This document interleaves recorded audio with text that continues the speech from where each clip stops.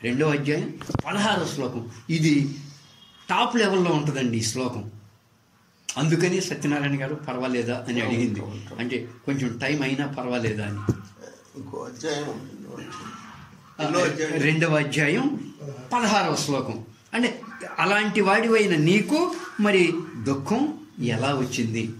ఓకేనా పోలిరెడ్డి గారు? చాలా బాగా వినండి, ఇది చాలా బాగా వినండి, బాగా మైండ్ పెట్టి వినండి. మీరు బాగా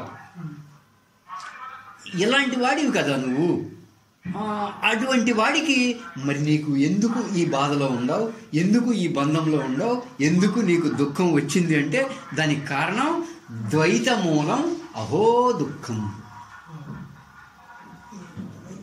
నా అన్యత్ అస్తి భేషజం దృశ్యం ఏతత్ మృషా సర్వం ఏకః అహం చిద్రసః అమలః. అసలు ఎట్లా చెప్పేశాడయ్యా అంటే, ఓ జనక చెప్తున్నా విను, అలాంటి వాడివైనటువంటి నీకు ఏ దోషాలు లేవు, ఏ మలినాలు లేవు, తిరుపుటి వాస్తవంగా లేదు. అంటే తెర మీద దృశ్యం పడుతున్నట్లు నీ మీద పడుతుంది, నువ్వు తిరుపుటిని దాటిన స్థితిలో ఉన్న వాడివి. అయినప్పటికీ కూడా నీకెందుకు దుఃఖం వచ్చిందయ్యా అంటే, జనక ఫైనల్గా చెప్తున్నా విను, 2 ఉన్నాయి అనుకోవడం వల్ల నీకు దుఃఖం వచ్చేసింది. నీ బాధకి కారణం ఏంటి?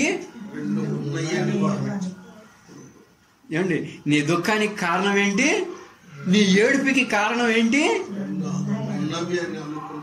నువ్వెవరివి? పరమాత్మ స్వరూపానికి. గురు పూర్ణిమ రోజు ఏం చేశాం? ఎక్కడికో వెళ్ళాం. అంటే 2 ఉన్నాయి అని అనుకున్నావుగా. 2 ఉన్నాయని అనుకోవడం వల్ల ఏడుపు అంటే సోదరత్వం. నువ్వు ఎంత ఉపనయనం చేసుకున్నా, ఎంత ధ్యానంలో కూర్చున్నా 2 ఉన్నాయి అనుకున్నావా, ఆ సోదరత్వం వదిలేది కాదు. ఏమండి, ఎన్ని జంజాల సంవత్సరానికి కొట్టుకున్నా మనకి ఆ సోదరత్వం పోయేది కాదు. ఏడుపుకి కారణం ఏంటి? 2 ఉన్నాయి అనుకోవడం. నేను వేరు, ఇతరులు వేరు అనుకోవడమే నీ దుఃఖానికి కారణం, నీ సోదరత్వానికి కారణం. నువ్వు ఇది ఎంత చేసినా ఈ సోదరత్వం పోదు. నువ్వెవరివి అసలు యాక్చువల్గా? ఏకత్వానివి. నువ్వు అలాంటి వాడివి నువ్వు. నేను వేరు, ఇతరుల వేరు అన్న ద్వైత భావన నీ ఏడుపుకి కారణం. అయ్యా, ఈ ద్వైత భావనే అన్ని కష్టాలకి కారణం, అన్ని రాగద్వేషాలకి కారణం, అన్ని కామ క్రోధ లోభ మోహ భయాలు అనేటువంటి అరిషడ్ వర్గాలకు అన్నిటికీ కారణం ఏంటి? 2వది ఉంది అనుకోవడం. నువ్వెవరో? పరమాత్మ స్వరూపం. ఇక్కడేమో బ్రహ్మ విద్య వింటున్నావు, బయటికి వెళ్ళేమో దీనివల్లే రాగద్వేషాలు. ఏమండి, రాగద్వేషాల వల్లే ఈ ద్వైత భావన వల్లే రాగద్వేషాలు, దీనివల్లే అరిషడ్ వర్గాలు. అన్నిటికీ కారణం ఏంటి? భలే చెప్పారు వెంకటరత్నం గారు. 2 ఉన్నాయి అనుకోవడం, 2 ఉన్నాయి అనుకోవడం, 2 ఉన్నాయి అనుకోవడం. నా అన్యత్ అస్తి భేషజం. 2 ఉన్నాయి అనుకున్నంతకాలం దీనికి అసలు మందు లేదయ్యా. ఈ జబ్బుకి పో, ఈ జబ్బుకి దేనికైనా మందు ఉంది కానీ ఈ జబ్బుకి మందు లేదు. ఎట్లా? ఇప్పుడు నువ్వేం అదే అంటున్నావు, నువ్వేమంటున్నావు? నువ్వు పట్టుకుని వదులు వదులు అంటున్నావు, నువ్వు పట్టుకుని వదులు వదులు అంటున్నావు. ఏం చెయ్యాలి? వదలాలి, నేను వదలాలి. ఇప్పుడు నేనేం చేశానండి? నేను దీన్ని పట్టుకుని వదులు వదులు వదులు అంటున్నా. ఇది వదలాలా, నేను వదలాలా?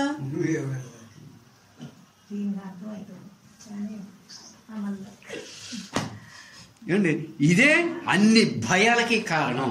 ఏమండి, దీనికి అస్సలు అష్టావక్ర మునీందుల వారు నక్షత్ర స్థాయిలో నుంచి ఏం చెప్తున్నాడు అయ్యా అంటే, నా అన్యత్ అస్తి భేషజం.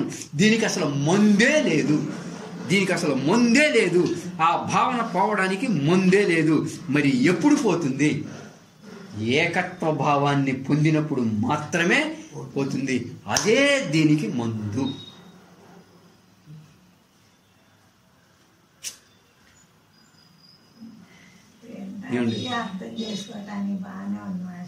ఏకత్వం ఏర్పడినప్పుడు లేకపోతే బ్రహ్మ విద్య ఏదో టైంపాస్ కోసం, టైంపాస్ బఠానీల కోసం వస్తున్నామా మనం? బ్రహ్మ విద్య అంటే ఇట్లా ఉంటుంది, బ్రహ్మజ్ఞానం అంటే ఇట్లా ఉంటుంది. అంతేగాని నువ్వు ఇక్కడ ఈయనయ్యా, నువ్వు చేసేయ్యా అంటే ఆయన ఎక్కడ ఉంటాడు? ఈడెక్కడ ఉంటాడు? ఒక గుడ్డ ఆయన్ని పట్టుకుని ఇంకో గుడ్డోడు నడుస్తున్నట్టు ఉంటుంది. ఆయనకి గోతులు తెలియవు. ఏమండి అంటే ఏడుపుకి కారణం ఏంటి సార్? రెండు ఉన్నాయి అనుకోవడం. దీనికి మందే లేదు. ఏదన్నా మందు ఉందా అంటే ఏంటయ్యా మందు అంటే ఏకత్వాన్ని అనుభూతి పొందటం. ఎలా అనుభూతి పొందాలో ఏకత్వాన్ని మీకు 1వ అధ్యాయం 2వ అధ్యాయంలో చాలా బ్రహ్మాండంగా బోధించుకుంటూ వచ్చాడు. అయినప్పటికీ నేను ఈ ద్వైత భావంలోనే ఉన్నాను, ఎట్లా వదిలించుకోవాలి అంటే ఇంకా ఏమి ఏకత్వం ఏర్పడినప్పుడు నువ్వు త్రిపుటి ఉందనుకుంటావా? ద్వైతం ఉందనుకుంటావా? 2 ఉన్నాయనుకో, 3 ఉన్నాయనుకో. ఎప్పుడైతే ఏకత్వ భావన నీకు ఏర్పడిందో ఈ త్రిపుటి మనసు కల్పించుకుంది, ఈ ద్వైతం మనసు కల్పించుకుంది అనే భావన వచ్చేస్తుంది. ఓహో ఇప్పుడు నువ్వేమనుకుంటున్నావు? దీన్ని పరమాత్మ అనుకుంటున్నావు. ఇప్పుడు నీ మనసు ఉంది కాబట్టి దీన్ని పరమాత్మ అనుకుంటున్నావు. గాఢ నిద్రలో మనసు లేదు కదా, మనసు లేనప్పుడు ఇది కూడా లేదు కదా. అంటే మనసు ఉంటేనే ఇది ఉంది, మనసు లేకపోతే ఇది లేదు అండి. మనసు లేకపోతే ద్వైత భావన లేదు, త్రిప్తి భావన లేదు. మనసు ఉంటేనే ఉంటుంది, మనసు లేకపోతే లేదు. ఇదంతా మనసు భావన, మిథ్యా భావన అని, ద్వైత భావన అని ఎప్పుడైతే తెలిసిందో నీకు, అప్పుడు తెర విడిపోయింది. ఏమండి, ఈ దృశ్యమంతా నీ మనసు కల్పించుకుంది. ఎలా కల్పించుకుంది? 3గా కల్పించుకుంది, 2గా కల్పించుకుంది, 10గా కల్పించుకుంది. ఎవరో వాస్తవం ఏంటి?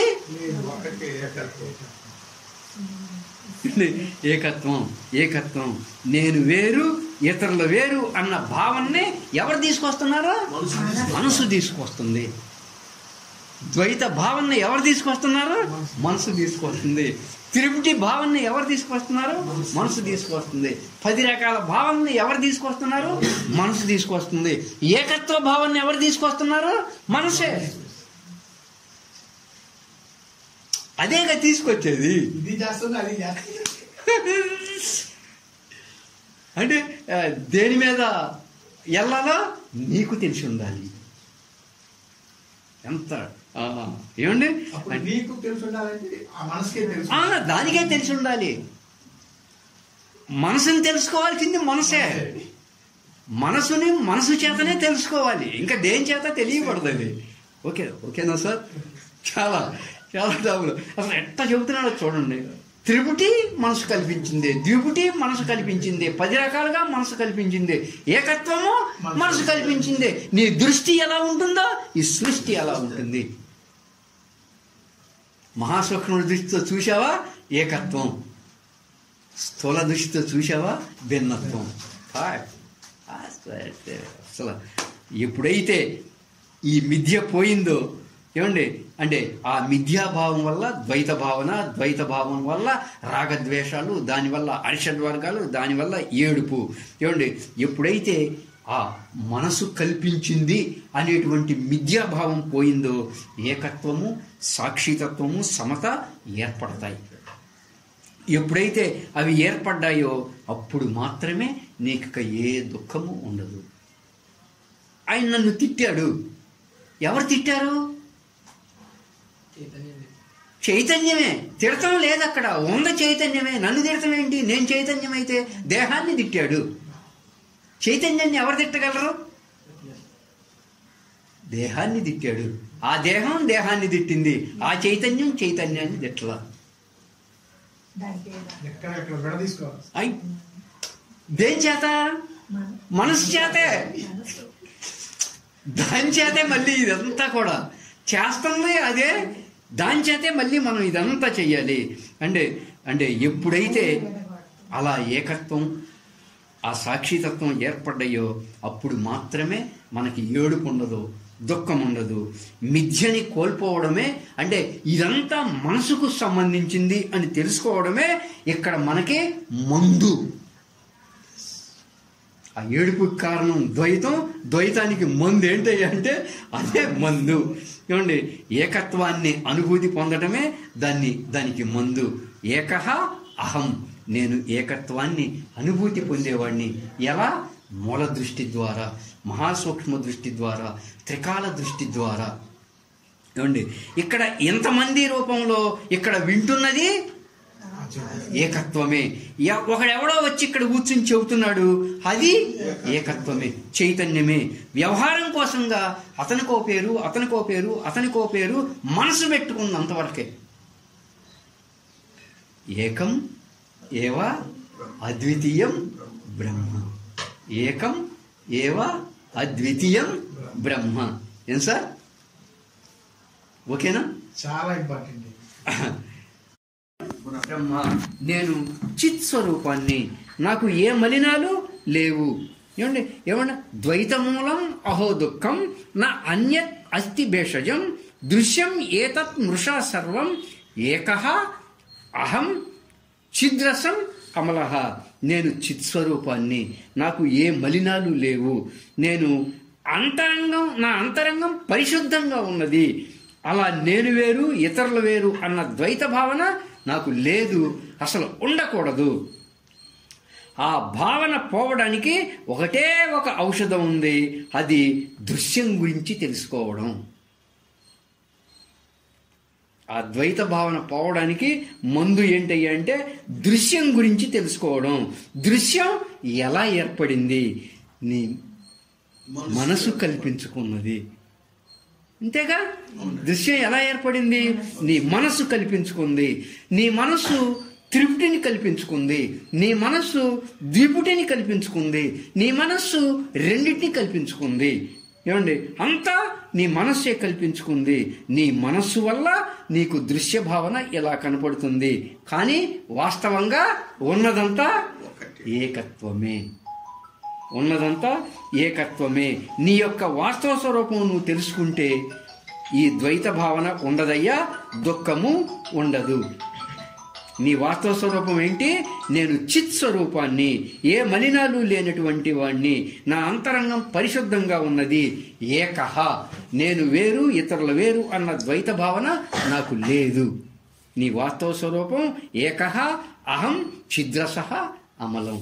ఇది 2వ అధ్యాయం 16వ శ్లోకం.